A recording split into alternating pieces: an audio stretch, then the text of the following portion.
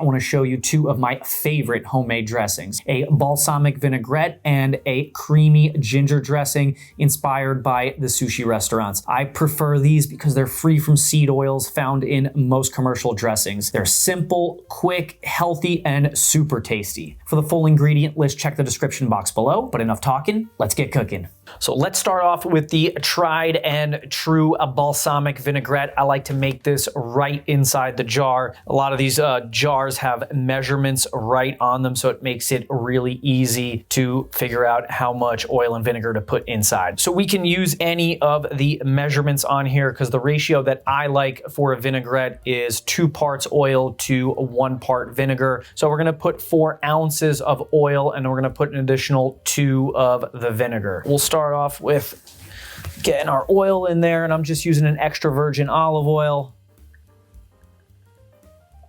Okay, so we got about 4 ounces of extra virgin olive oil in there. And now we're gonna add our vinegar. So we're gonna start off with a balsamic vinegar because this is a balsamic vinaigrette, but I'm gonna put a second vinegar in too. I'm gonna fill this up and get another 2 ounces of this vinegar in there and almost fill it up to that 2 ounce line, or the 6 ounce line, so an additional 2 ounces. And now I'm gonna add some of this white wine vinegar, and it's a tinted pink because I infuse this with chive blossoms. I do this every spring, but unfortunately this year I lost the chive plant to aphids and ants, so no chive vinegar this year, so I got a couple bottles left. Thank God I made a bunch last year. Now we're gonna finish up the rest of the ounces with this white wine vinegar. Another essential ingredient that's gonna be an emulsifier inside this balsamic vinaigrette is gonna be this Dijon mustard. So Dijon mustard adds a really nice flavor. It also combines the oil and the vinegar so they don't separate. So here I'm just gonna take the Dijon mustard and put it right inside there. Next thing we're gonna add is a little bit more acid. We're gonna put the juice from half of a lemon in there. So now I'll take half of the juice from this lemon and squeeze it right inside the jar. Now we're gonna season the vinaigrette with some of my base seasoning. So this is a blend of garlic powder, onion powder, salt, and pepper. I'm just gonna sprinkle that right in there. And for some dried herbs, we're gonna add some Italian seasoning. You can also use like an herb de Provence or any like green blend, but the Italian seasoning is really nice inside this vinaigrette. The last thing we're gonna add is some of this maple syrup for some sweetness. This is some fresh maple syrup from my friend in Minnesota. She makes great maple syrup, and this stuff is the perfect ingredient to add to things. I do not put this on pancakes, or for pancakes, we just use the regular maple syrup, but this stuff is amazing. It's smoky, it's sweet, and adds a really, really nice flavor to a vinaigrette like this. A couple of spoonfuls of this maple syrup. Stuff is so good. And you can use honey. A lot of times these recipes call for sugar too. I try not to cook with too much sugar unless I'm doing some baking, but I find that the maple syrup is the ultimate sweetener for this vinaigrette. So good. So now, really simple. I'm gonna take the jar, I'm gonna cover it up with the cover. I'm gonna seal the jar up with this leak-proof plastic cover. A lot of times the jars come with these like canning jars if I want to can them, like put them in the hot liquid and then seal them up. But if you're not gonna do that, a lot of times they get rusty because when I'm washing them. I find that these plastic lids with a little seal on it are unbelievable for doing stuff like this and storing these jars in the fridge. Thank you, Ball, for making these lids. And now I'm just gonna give this a shake. I don't have to dirty anything. It's already inside the jar, and we're just gonna shake it up really nice. Let's give this just a little bit of a taste to see if we need to adjust anything before we move on to our other salad dressing. This is absolutely delicious. I don't think there's anything that in the supermarket that comes out of a bottle that's better than this. This I don't store in the fridge because it has olive oil in it. So if you put it inside the fridge, the olive oil is gonna harden a little bit. So this we're just gonna set aside on the counter. We're gonna let the flavors come together, some of those spices to bloom, and really let the flavors come out into the vinaigrette. Now we're gonna make my absolute favorite salad dressing. I love going out for sushi. I never make it at home. I feel like that's one of the things you gotta go out for. And one one of the things I always look forward to is the little salad that they give you with the orange ginger dressing on top. It's absolutely delicious. We're gonna put 3 garlic cloves in there, and I'm gonna trim off the root end of the garlic. We're gonna help the blender out a little bit, and we're gonna cut our garlic into smaller pieces. You know, the blender works really well. This is an awesome blender, but it always helps to cut down things a little bit. In here, we're gonna put 3 cloves of garlic. Next up, we're gonna put in 2 big hunks of ginger. I'm gonna peel the ginger first. So you can use a regular peeler, but the best thing to peel ginger is a spoon. All you gotta do is just take the spoon and just rub it over the skin of the ginger. And I find that it actually works both ways. So I can use the spoon this way, or I can use the spoon this way. I almost like doing it this way so I can put my thumb in it, and I feel like I have a lot of control over the spoon, and I can work it both ways. So I can push and I can pull. And ginger always has these like little knobs on it, so this makes it really easy to get inside those knobs. So I'm gonna do my best to get off most of this ginger peel. And I absolutely love ginger. Not only does it smell good and taste good, it's really healthy too. So anytime I can put fresh ginger and stuff, I am all for it. So once these are all peeled, just like the garlic, we're just gonna cut them up into big chunks. You don't have to go crazy. The blender's gonna do most of the work. And those 2 big hunks are probably too much. I think this is enough. Just about a small handful. Maybe this is about like a half a cup. Now we're gonna put in 1 large carrot that we're gonna peel. This is where that orange color comes from. This, we are not gonna use the spoon. We're just gonna use our regular peeler. Cut off the end of this. And now same thing, we're gonna cut this into little chunks.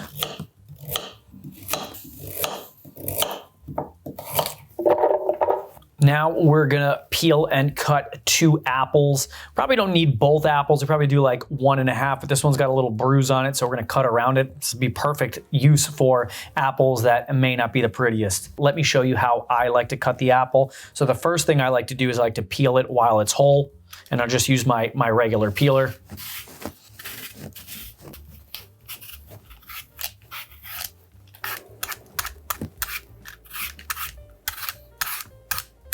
And now once I've removed most of the peel, I'm gonna cut the apple in half. I'm gonna use my knife and make a little V wedge on the top and remove that. And do the same thing on the bottom, getting rid of the bottom part. And now point the knife into the center of the apple, and we'll just move around with nice short strokes, always keeping the apple on the cutting board, never lifting it up and floating it in the middle of space. And we'll take out the core. And now we have nice apple all peeled up. We're gonna cut this into chunks. And in the blender she goes.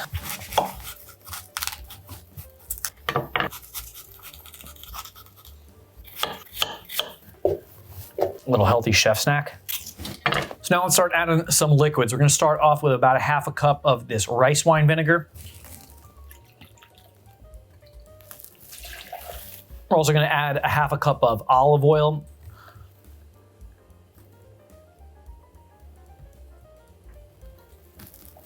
So now we're gonna put in some of this miso paste.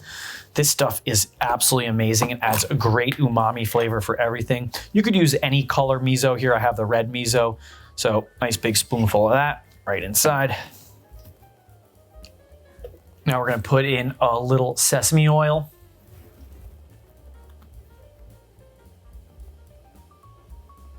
A lot of these recipes call for white sugar. I try to stay away from that unless I'm baking. So I'm gonna put in 2 tablespoons of this honey for some sweetness. So now let's blend this up, and we're gonna check the consistency after. We might add a few drops of water to loosen it up, but let's blend it. Let's see what the consistency looks like after, and then we'll figure that out.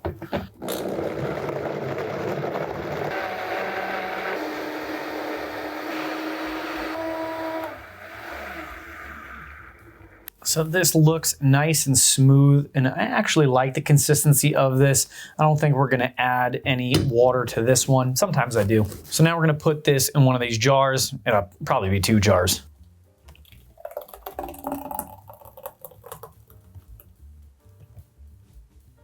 And I can never make enough of this because no matter how many times that I make this, we use every last drop.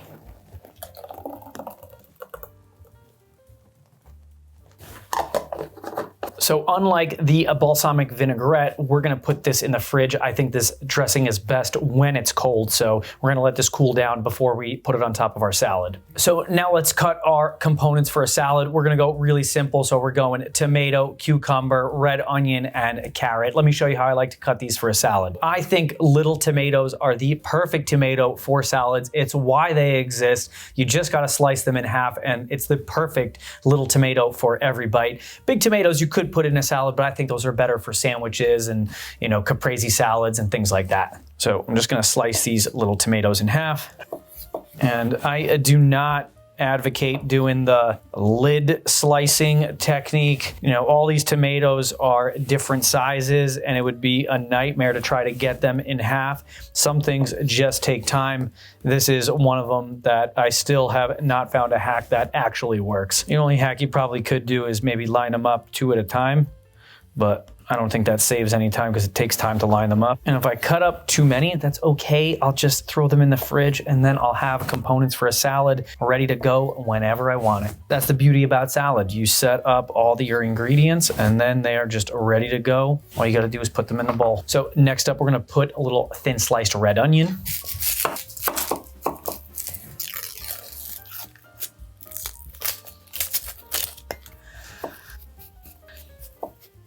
So now with the red onion, I'm gonna put this inside this container and I'm gonna let this soak with just a little cold water right on the top. So I'm gonna cover up these onions and just let them soak while I cut the rest of the vegetables. This is gonna take off that sharp bite off the onion and it doesn't take very long for the water to do its thing. Next up, we're gonna peel and slice these little cucumbers. I love little cucumbers for salad. I think just like the tomatoes, they're little and the reason they exist is for salads. So we're gonna take off like 80% of the skin. I usually save a little bit of the skin. I just like the way it looks and I like the way it tastes. It also adds a little texture and a little crunch to that cucumber, even though it's already crunchy enough. And now these we can cut all at once. So I'm just gonna trim off the ends. I'm gonna save the ends on the other side in case I need to grab it. And these I'm gonna cut a little thicker. I think the cucumbers need to be cut a little thicker and not too thin. You want them to have a little bit of bite. Cucumbers you can cut both ways. So you can pull your knife blade or you can chop down. I think pulling the knife blade just adds a little less rolling. These little things will roll right off. You can chop down on them and just push off to the side, but then they fall and they get all the way. And once we get down to the end, no hero cuts. We can do those one at a time.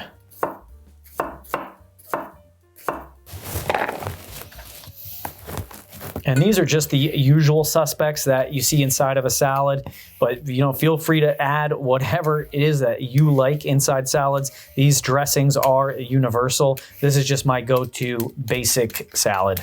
So now let me show you a cool kitchen gadget that I have recently got and I am falling in love with. This is this Japanese style mandolin. So it's just more than a regular mandolin because you can add these little blades on the bottom that allow you to julienne the carrots really, really easily without having to spend all that time cutting carrots super finely, and it's way better than shredding carrots. I'm gonna add one of these blades to the bottom. I've only used just regular mandolins. I've never had these Japanese ones, but once I got this thing, I absolutely love it. You use the screw on the bottom to decide the thickness, and we're gonna try to make it pretty thick. So we're gonna back that screw all the way out. And we're also gonna take one more precaution. I have these cut gloves that I like to use.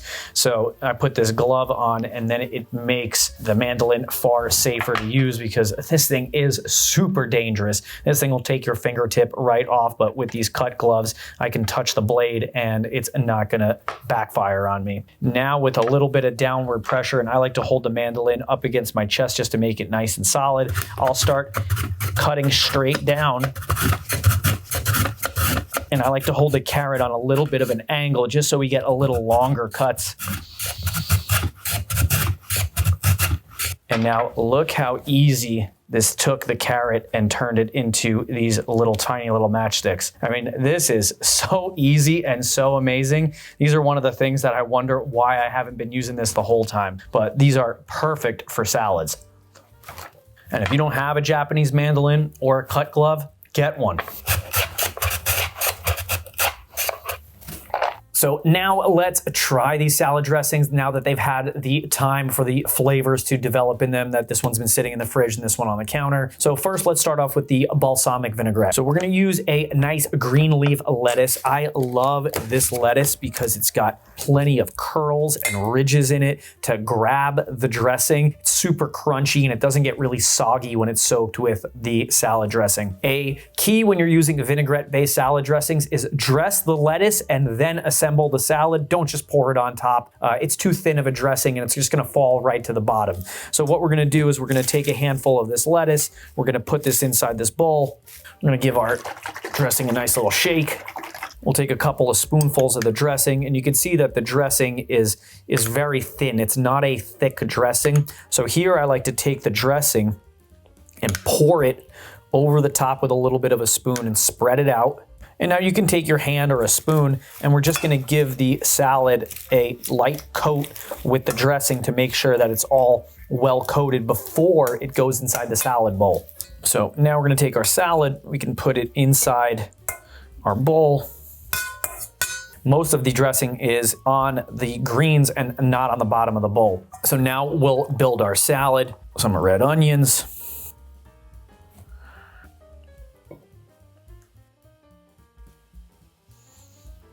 Cucumbers.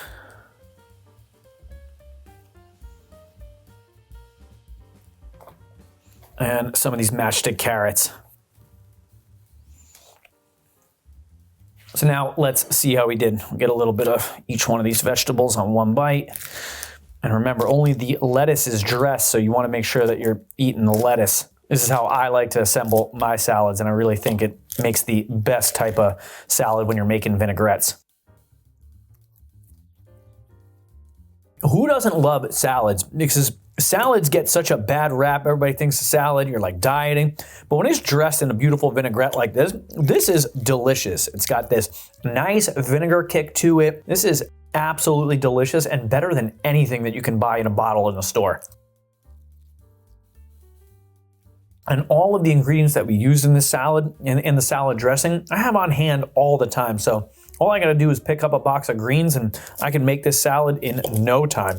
This is so good. It's the perfect vegetable to have no matter what you're having for dinner or lunch. Now let's try our sushi house salad dressing. The balsamic vinaigrette's great, don't get me wrong, but this stuff is so good, I'll drink this out of the jar. This salad dressing, you can see, is much thicker. It's not thin like the vinaigrette. It's got some chunk to it. All the sushi places that I've been to, what they do is they just pour it right on the top and then you eat the salad because it doesn't fall to the bottom. So we're just gonna take a little bit of this and we're just gonna spoon this right over the top of the salad and try to spread it out really nicely. And you can see, unlike the vinaigrette, if we pour this on top, it just sits right on the top so we can mix it into the salad, and as we're taking bites off the top, we're getting the dressing, but we wanna make sure that we save enough for the bottom too.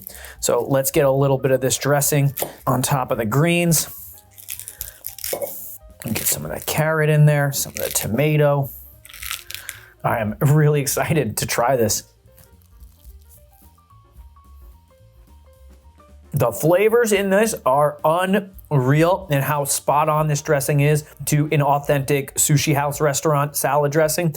This is so good. You want to impress people with a salad? Make this salad dressing, bring this to the next picnic or barbecue. People will be asking you where you got that recipe and where you bought the salad dressing, because this stuff seems too good that you couldn't have made it yourself. And it's so simple, you just throw stuff in a blender.